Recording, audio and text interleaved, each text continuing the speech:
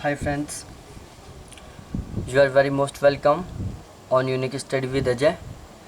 दोस्तों, इस चैनल के ऊपर मैं नेट जरा फर्स्ट पेपर और ज्योग्राफी दोनों की बिल्कुल सिस्टमेटिक ढंग से क्लासेस चला रखा हूँ, तो आप मेरी ये सभी क्लासेस ज्वाइन कर सकते हो। तो देखो, आज मैं जो वीडियो लेके आया हूँ वो है नेट जेआरएफ और सेट दोनों के फर्स्ट पेपर का वीडियो है, जो इन दोनों एग्ज़ाम्स के लिए बहुत इम्पोर्टेंट है।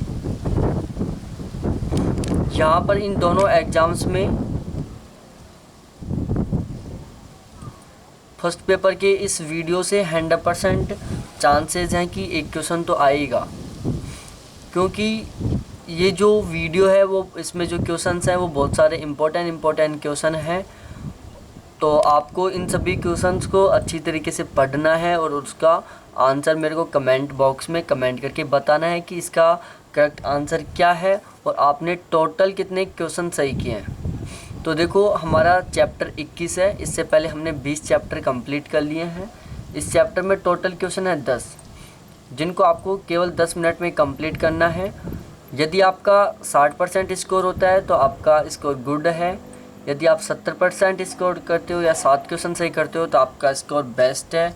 और यदि आप यहाँ पर 8 क्वेश्चन सही करते हो, आपका स्कोर 80% प्लस रहता है, तो आपका स्कोर बेटर है। और यदि आपको ये पीडीएफ अच्छी लगती हैं, ये क्वेश्चंस अच्छे लगते हैं, तो इनकी आप मेरे से पीडीएफ ले सकते हो। फर्स्ट पेपर में बहुत ही अच्छा स्कोर करने के लिए मेरा एक व्हाट्सएप ग्रुप है, उसमें आप ऐड हो सकते हो। तो इन दोनों के लिए कॉन्टैक्ट नंबर हैं 7891350470। अब हम डायरेक्टली बात करते हैं हमारे जो क्वेश्चंस हैं उनके ऊपर। आपको सबसे पहले क्वेश्चन पढ़ना है, उसको पॉज करके, और फिर उसका करेक्ट आंसर सजेस्ट करना है। फिर अपना एक पेज लो, पेज के ऊपर अपना बिल्कुल सभी क्वेश्चनों के आंसर सेट करो कि आपका कौन सा क्वेश्चन सही रहता है, कौन सा क्वेश्चन गलत। और टोटल क्वेश्चनों का आप मेरे को कमेंट करके ज़रूर बताना। जिसके सबसे ज़्यादा क्वेश्चन सही होंगे, मैं कमेंट बॉक्स के आधार पर उसका रिज़ल्ट बताऊंगा कि किसके सबसे ज़्यादा मार्क्स रहते हैं। तो क्वेश्चन नंबर 256 है कि भारत में पहली बार शैक्षिक टीवी की शुरुआत या प्रस्तुत किया गया था। पहला है 1966 में, दूसरा है 1959 में, सी है 1961 में और डी है 1968 में। तो भारत का जो पहला शैक्षिक टीवी था वो प्रस्तुत किया गया था 1961 में। ऑप्शन सी इसका बहुत ही बिल्कुल करेक्ट आंसर है कि जो भारत का पहला शैक्षिक टीवी था वो 1961 में प्रस्तुत किया गया था। देखो, मैं हर एक क्वेश्चन का डिस्क्रिप्शन तैयार करता हूँ। तो इसका डिस्क्रिप्शन है कि secondary school television project 1961 Delhi के माध्यमिक स्कूल के छात्रों के लिए तैयार किया गया था। कि जो सेकेंडरी स्कूल टेलीविज़न प्रोजेक्ट है वो दिल्ली के माध्यमिक स्कूल के छात्रों के लिए तैयार किया गया था। उसके बाद नेक्स्ट क्वेश्चन है क्वेश्चन नंबर 257।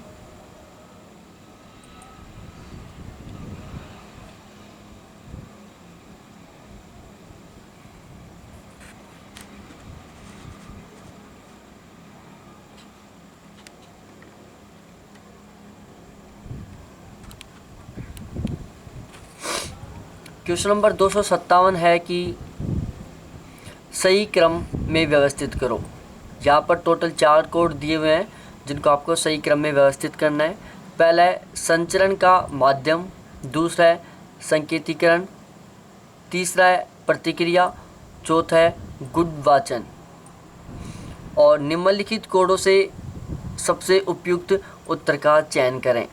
यहाँ पर ये टोटल 4 ऑप्शन है। पहला ऑप्शन, दूसरा ऑप्शन, तीसरा ऑप्शन और चौथा ऑप्शन। यहाँ से आपको करेक्ट आंसर का पता चलाना है कि यहाँ पर कौन सा करेक्ट आंसर है। तो देखो, इस क्वेश्चन का बिल्कुल करेक्ट आंसर है ऑप्शन नंबर डी। कि जो ऑप्शन डी है वो यहाँ पर बिल्कुल करेक्ट आंसर है। सबसे पहले आएगा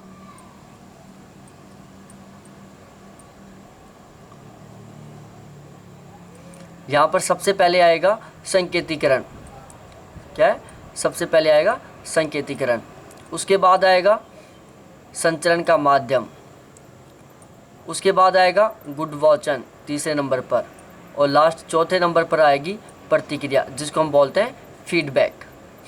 कि देखो जब हम कम्युनिकेशन करते हैं तो उसमें सबसे पहले आता है संकेतीकरण। हमें क्या करता है, हमारे जो विचार हैं उनको संकेतों में कन्वर्ट करना होता है। उसके बाद हम क्या करते हैं, सपोज दैट मैं एक एग्जांपल देता हूँ, हम कोई मैसेज अपने फ्रेंड के पास सेंड कर रहे हैं, तो हमने क्या किया, सबसे पहले हमने मैसेज को अपने माइंड में डिज़ाइन किया। माइंड में डिज़ाइन करने के बाद हमने क्या किया, उनको अक्षरों में लिखा, अपने एक खाली पेज के ऊपर लिखा उनको। फिर उसके बाद हम सोच रहे हैं कि यार इसको मैं पोस्ट ऑफिस से पार्सल करूं, या फिर मैं इसकी मेल सेंड करूं, या फिर इसको व्हाट्सएप से सेंड करूं। फिर आपने इन तीनों में से एक ऑप्शन चूज किया और उसको भेज दिया। अब जिसके पास आपने भेजा है वो उसको पढ़ेगा और उस जो आपका मैसेज है उसका मीनिंग निकालेगा, उसका अर्थ निकालेगा। वो इसकी तीसरी स्टेप है गुड वाचन। फिर वो आपको फीडबैक देगा, आपको रेस्पॉन्स देगा। ये इसकी चौथी स्टेप है। देखो मैंने इसका सॉल्यूशन तैयार किया, एक बार सॉल्यूशन पढ़ा देता हूँ। प्रभावी संचार से समझ विकसित होती है। जो इफ़ेक्टिव कम्युनिकेशन होता है उससे समझ विकसित होती है। संचार प्रक्रिया के मुख्य 4 घटक होते हैं, जिसमें सबसे पहला घटक है संकेतीकरण, उसके बाद होता है संचरण का माध्यम, फिर होता है गुड वाचन और फिर होती है प्रतिक्रिया। उसके बाद है नेक्स्ट क्वेश्चन 258वां, निम्नलिखित में से कौन सा एक बड़े पैमाने पर मीडिया प्रभाव सिद्धांत नहीं है। कि निम्नलिखित में से कौन सा एक बड़े पैमाने पर मीडिया प्रभाव सिद्धांत नहीं है। सबसे पहला है सीमित प्रभाव सिद्धांत, दूसरा है वर्ग प्रमुख सिद्धांत, तीसरा है सांस्कृतिक सिद्धांत और चौथा है प्रत्यक्षवाद सिद्धांत। इनमें से आपको करेक्ट आंसर का पता चलाना है। तो देखो यहाँ पर जो करेक्ट आंसर है वो है ऑप्शन नंबर डी। कि जो ऑप्शन नंबर डी है प्रत्यक्षवाद सिद्धांत है वो एक बड़े पैमाने का मीडिया प्रभाव सिद्धांत नहीं है। बाकी जो सीमित प्रभाव सिद्धांत है, वर्ग प्रमुख सिद्धांत है और सांस्कृतिक सिद्धांत है, ये तीनों के तीनों एक बड़े पैमाने पर मीडिया प्रभाव सिद्धांत हैं। अब देखो इनका मैंने सॉल्यूशन डिज़ाइन किया है, तैयार किया है। सबसे पहले मैं बताता हूँ सीमित प्रभाव सिद्धांत। मीडिया समाज पर नगण्य प्रभाव डालती है। जो सीमित प्रभाव सिद्धांत है उसका मतलब है कि जो मीडिया है वो समाज के ऊपर बिल्कुल नगण्य प्रभाव डालती है। उसके बाद आता है वर्ग प्रमुख सिद्धांत। वर्ग प्रमुख सिद्धांत क्या है, कि केवल कुछ विशिष्ट वर्ग समाज को प्रभावित कर सकते हैं, कि कुछ विशिष्ट वर्ग हैं वही केवल समाज को प्रभावित कर सकते हैं। उसके बाद है सांस्कृतिक सिद्धांत। सांस्कृतिक सिद्धांत में क्या है, कि यह सीमित प्रभाव सिद्धांत एवं वर्ग प्रमुख सिद्धांत दोनों का मिश्रण है। कि जो सांस्कृतिक सिद्धांत है वो सीमित प्रभाव सिद्धांत और वर्ग प्रमुख सिद्धांत दोनों का मिश्रण है। उसके बाद नेक्स्ट है अनुसंधान पद्धति में, अनुसंधान जो पद्धति है उसमें प्रत्यक्षवाद सिद्धांत का उपयोग किया जाता है। क्वेश्चन आ जाता है कि अनुसंधान पद्धति में निम्नलिखित में से कौन से सिद्धांत का प्रयोग किया जाता है, तो वह प्रत्यक्षवाद सिद्धांत का। कि जो अनुसंधान पद्धति है उसमें प्रत्यक्षवाद सिद्धांत का उपयोग किया जाता है। उसके बाद नेक्स्ट क्वेश्चन है क्वेश्चन नंबर 259, यदि यह मान लिया जाए कि संचार की कोई शुरुआत या समाप्ति नहीं है, तब इसे निम्न में से क्या कहा जाता है। ऑप्शन ए है मध्यस्थता, ऑप्शन बी है प्रक्रिया, ऑप्शन सी है लेन देन और ऑप्शन डी है परस्पर बातचीत। तो जो 259वां क्वेश्चन है उसका यहाँ पर करेक्ट आंसर है ऑप्शन नंबर बी प्रक्रिया। क्या है, प्रक्रिया। Option B is the correct answer of question number 259। अब देखो इन चारों कीवर्ड्स को पढ़ लेते हैं हम। चारों कीवर्ड्स का मतलब क्या है। सबसे पहला है मध्यस्थता। मध्यस्थता का मतलब क्या होता है, कि एक कारक द्वारा संदेश का हस्तांतरण लेन देन का एक निश्चित दो तरफा बिंदु है। लेन देन का एक निश्चित दो तरफा बिंदु है। उसके बाद है परस्पर बातचीत। परस्पर बातचीत क्या है? दो पक्षों के बीच का संचार है। जैसे आप अपनी गर्लफ्रेंड से बात कर रहे हो या आपकी गर्लफ्रेंड आपसे बात कर रही है, तो वो क्या हुआ? दो पक्षों के बीच में कम्युनिकेशन हो गया। आप अपने पेरेंट्स से बात कर रहे हो तो उसमें दो पक्षों में कम्युनिकेशन हो गया। आप किसी भी कैंडिडेट से बात कर रहे हो या किसी भी एक समुदाय से बात कर रहे हो, तो वो क्या है? आपकी दो पक्षों के बीच का कम्युनिकेशन है, और उसको क्या बोलते हैं हम? परस्पर बातचीत बोलते हैं। उसके बाद है प्रक्रिया। प्रक्रिया क्या है? प्रक्रिया क्या होता है कि यह एक वृत्तीय पथ प्रक्षेप वक्र है। ये शब्द आपको ध्यान रखना है, प्रक्षेप वक्र की जो प्रक्रिया है एक वृत्तीय पथ प्रक्षेप वक्र है, जिसमें कोई शुरुआत और अंत नहीं है। प्रक्रिया का कोई भी शुरुआत नहीं होता और ना ही कोई अंत होता है। यह केवल एक चक्र होता है। कि प्रक्रिया क्या होता है? प्रक्रिया एक चक्र होता है जिसका ना तो शुरुआत होता और ना ही अंत होता। ये आपको ध्यान रखना है। प्रक्रिया एक जिसका ना तो शुरुआत होता और ना ही अंत होता।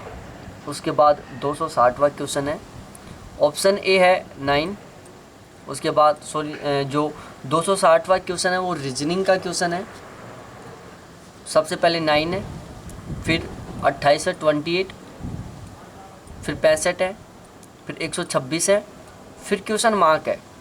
और इस क्वेश्चन मार्क के स्थान पर आपको क्या संख्या आएगी इसका पता चलाना है। फिर 344 है। ये टोटल 4 ऑप्शन आपके पास, इनमें से आपको करेक्ट आंसर का पता चलाना है कि यहाँ पर करेक्ट आंसर क्या होने वाला है।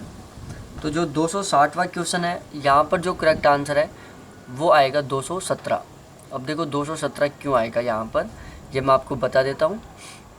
इस तरीके से है ये क्वेश्चन, ये इसका एक बिल्कुल क्रम है। सबसे पहले क्या था? 9 था। 2 का क्यूब प्लस 1, 2 का क्यूब कितना होता है? 8 होता है, और इसमें एक जोड़ा 9 गया, हमारे पास 9 का आ गया। फिर उसके बाद है 3 का क्यूब प्लस 1, 3 का क्यूब कितना होता है? 27, उसमें एक जोड़ा कितना आ गया? 28। फिर है 4 का क्यूब प्लस 1, 4 का क्यूब कितना होता है? 64, उसमें हमने एक जोड़ा, कितना आ गया? 65। उसके बाद है 5 का क्यूब प्लस 1, 5 का क्यूब कितना होता है? 25, उसमें हमने एक जोड़ा, कितना आ गया? 126। उसके बाद होता है 6 का क्यूब प्लस 1, 6 का क्यूब कितना है? 216, उसमें हमने एक जोड़ा, कितना आया? 217। उसके बाद है 7 का क्यूब प्लस 1, 7 का क्यूब 343, उसमें हमने एक जोड़ा, कितना आ गया? 344। तो इस तरीके से हमें ये क्वेश्चन सॉल्व करना है। देखो क्यूब क्या होता है? एक स्क्वायर होता है, एक क्यूब होता है। स्क्वायर में हमें क्या करना है? जैसे 2 का स्क्वायर निकालना है तो 2 मल्टीप्लाई 2, ये है स्क्वायर। यदि हमें क्यूब निकालना है 2 मल्टीप्लाई फिर 2 फिर मल्टीप्लाई फिर 2। क्यूब में क्या होता है? हमें हर डिजिट को, जैसे 3 का क्यूब निकालना है तो हमें 3 को 3 बार मल्टीप्लाई करना है, जैसे 3 मल्टीप्लाई 3 मल्टीप्लाई 3। 4 का क्यूब निकालना है तो 4 को 3 बार मल्टीप्लाई करना है, 4 मल्टीप्लाई 4 मल्टीप्लाई 4। जैसे हमें 2 का क्यूब निकालना था तो हमने 2 को 3 बार मल्टीप्लाई कर दिया, 2 मल्टीप्लाई 2 मल्टीप्लाई 2, तो 2 दूना 4 और 4 दूना 8।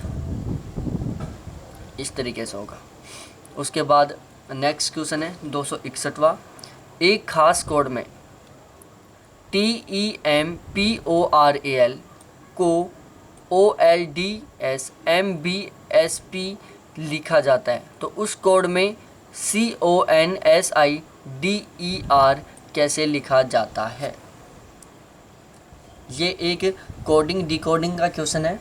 इस क्वेश्चन को मैंने बिल्कुल इसी क्वेश्चन को मैं एक एग्जाम्पल देके कोडिंग डिकोडिंग के क्वेश्चन में समझा रखा हूँ, तो इसलिए मैंने इस क्वेश्चन का कोई डिस्क्रिप्शन नहीं तैयार किया है, क्योंकि ये क्वेश्चन मैं पहले समझा चुका हूँ। और यदि आप इस क्वेश्चन का आंसर नहीं कर पा रहे हो तो समझो आपने मेरा वो वीडियो नहीं देखा है, तो प्लीज़ कोडिंग डिकोडिंग में जब आप मेरा चैनल खोलोगे तो उसमें प्लेलिस्ट में जाना, वहाँ पर रीजनिंग की प्लेलिस्ट है, उसमें आप कोडिंग डिकोडिंग पढ़ना। वहाँ पर मैं इसको सॉल्व करने का मेथड भी बता रखा हूँ, जो ये नंबर्स हैं इनको याद करने का तरीका भी बता रखा हूँ। तो वहाँ से आपका ये क्वेश्चन बिल्कुल सिंपली तरीके से सॉल्व हो जाएगा, तो उसको आप ज़रूर देखो इस वीडियो को। तो इसका जो करेक्ट आंसर है वो आएगा यहाँ पर ऑप्शन नंबर ए। आप इसका करेक्ट आंसर खुद निकालो, खुद से नहीं हो पा रहा है तो मेरा कोडिंग डिकोडिंग का रीजनिंग में एक रीजनिंग की प्लेलिस्ट में जाना, वहाँ पर कोडिंग डिकोडिंग का एक वीडियो है उसको देखना। वहाँ पर मैं ऐसे बहुत सारे क्वेश्चन सॉल्व करवा रखा हूँ जिसमें एक क्वेश्चन ये शामिल भी है। उसके बाद है 262वां क्वेश्चन। इसमें हमें मिलान करना है। सबसे पहले हम पढ़ लेते हैं कि इसमें हमें मिलान करना है। ये दो सेट दिए हुए हैं, set first and set second. देखो सेट फर्स्ट में टोटल 4 तर्क है, पूर्व धारणाएं हैं, निष्कर्ष है और आधार वाक्य है। सेट सेकंड में हमें ये टोटल 4 बातें बताई हुई हैं, इन्हें आपस में हमें मिलान करना है कि कौन सा किससे सम्मिलित है और फिर आपको इसका करेक्ट आंसर पता चलाना है। देखो इसका एक बार मैं आपको, ये टोटल 4 ऑप्शन है जिनके बेस पर आपको ये मिलान करना है। तो देखो जो 262वां क्वेश्चन है, इसका जो करेक्ट आंसर है वो मैं अभी मिलान करके बता देता हूँ आपको। 262वां क्वेश्चन है, इसको हम अभी मिलान करके बता देते हैं। देखो ये ऑप्शन है, एक बार देख लेना। सबसे पहले है तर्क। तर्क किससे संबंधित है? तर्क संबंधित है कि संबंधित कथनों की श्रृंखला जो एक अभिकथन का समर्थन करती है। उसके बाद है पूर्व धारणा, ये संबंधित है आधार वाक्य और निष्कर्ष के बीच की कड़ी। उसके बाद है निष्कर्ष। निष्कर्ष संबंधित है जिस पर लेखक चाहता है कि आप तर्क के अंत में विश्वास करें। और उसके बाद है आधार वाक्य। आधार वाक्य संबंधित है निगमन का प्रारंभिक बिंदु। किसका? निगमन का प्रारंभिक बिंदु। तो यहाँ पर जो ऑप्शन बी है वो बिल्कुल सही आंसर है। उसके बाद क्वेश्चन नंबर 263 है। यहाँ पर हमें क्वेश्चन को पढ़ना है, बहुत सिंपल सा क्वेश्चन है। आधार क्या है? आधार है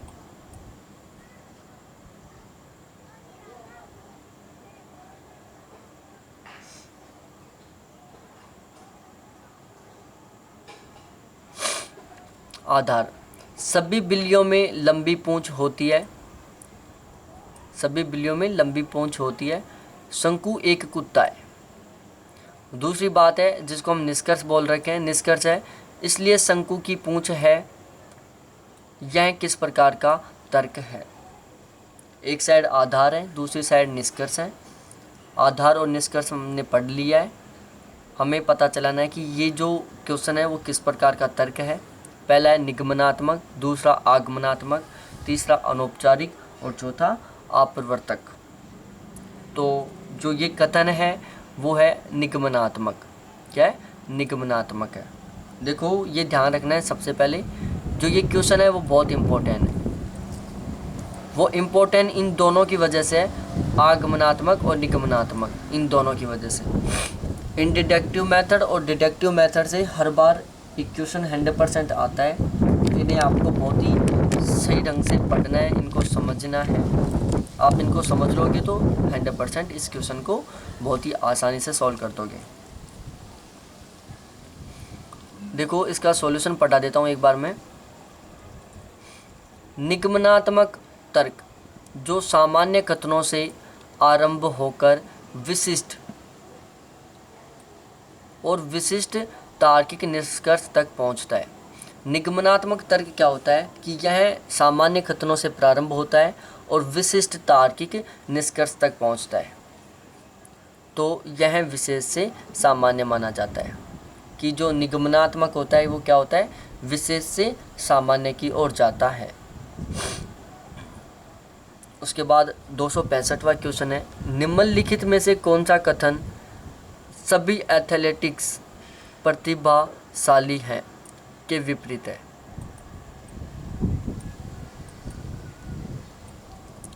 सभी एथलेटिक्स प्रतिभाशाली हैं के विपरीत है। ऑप्शन ए है कोई भी एथलेटिक्स प्रतिभाशाली नहीं है। ऑप्शन बी है कुछ एथलेटिक्स प्रतिभाशाली नहीं है। तीसरा है कुछ एथलेटिक्स प्रतिभाशाली हैं। और चौथा है कोई भी प्रतिभाशाली व्यक्ति एथलेटिक्स नहीं है।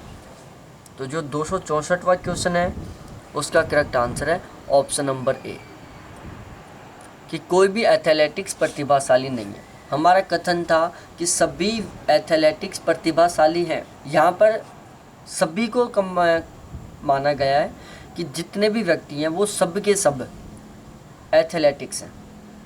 अब इसका जस्ट उल्टा क्या होगा? इसका जस्ट उल्टा होगा कि कोई भी व्यक्ति एथलेटिक्स नहीं है या कोई भी व्यक्ति एथलेटिक्स नहीं है, मतलब बिल्कुल उल्टा होना चाहिए। जहाँ पर सभी आता है उसका जस्ट अपोजिट होता है कोई भी नहीं। ये ध्यान रखना, जहाँ पर सभी शब्द आता है उसका बिल्कुल विपरीत होता है कोई भी नहीं। तो यदि ऐसा कोई क्वेश्चन आए जहाँ पर वो क्वेश्चन सभी से स्टार्ट हो रहा हो और उसका जस्ट विपरीत पूछ रहा हो, और यदि किसी ऑप्शन में दिया हुआ हो कोई भी नहीं, तो उसका आंसर आप आंख बंद करके और वो फिक्स कर सकते हैं। उसके बाद है नेक्स्ट क्वेश्चन 265वां, जो कि आज का लास्ट क्वेश्चन है। न्याय प्रणाली में मान्य भ्रम या हेत्वाभास क्या है? न्याय प्रणाली में मान्य भ्रम या हेत्वाभास क्या है? पहला है स्व विचार, स्व यह विचार, स्व विचार। दूसरा है विरुद्ध। तीसरा है समप्रतिपक्ष। चौथा है असिद्ध। और पांचवा है बाधित। सबसे उचित उक्ति का हमें यहाँ पर चयन करना है कि यहाँ पर सबसे उचित युक्ति कौन सा है। तो यहाँ पर सबसे उचित युक्ति है ऑप्शन नंबर बी, ए, बी और सी। अब स्व विचार, विरुद्ध और समप्रतिपक्ष, ये तीनों के तीनों यहाँ पर बिल्कुल सही ऑप्शन है। तो आज का हमारा जो वीडियो है वो कंप्लीट होता है। हमने यहाँ पर आपको टोटल 10 क्वेश्चन सॉल्व करवाए हैं और इसकी ये आंसर की आपको मैं दिखा देता हूँ। इसकी ये आंसर की है। इसमें मैं टोटल एक 263वां क्वेश्चन और 266वां क्वेश्चन और ऐड किया हूँ, जो नेक्स्ट वीडियो आने वाला है हमारा उसका आंसर है। तो इसमें ये टोटल क्वेश्चन थे जिसका आपको करेक्ट आंसर पता चलाना था। आपने कितने क्वेश्चन सही किए 10 क्वेश्चनों में से, आप मेरे को कमेंट करके ज़रूर बताना। ऐसे और भी बहुत सारे वीडियोस देखने हैं तो हमारे चैनल को सब्सक्राइब करो, लाइक करो। जहां आपको कोई भी समस्या आई हो, आप मेरे को कुछ सजेस्ट करना चाहते हो तो कमेंट करके ज़रूर बताना। तो फिर मिलते हैं हम नेक्स्ट वीडियो के साथ। थैंक्स देखने के लिए, बाय।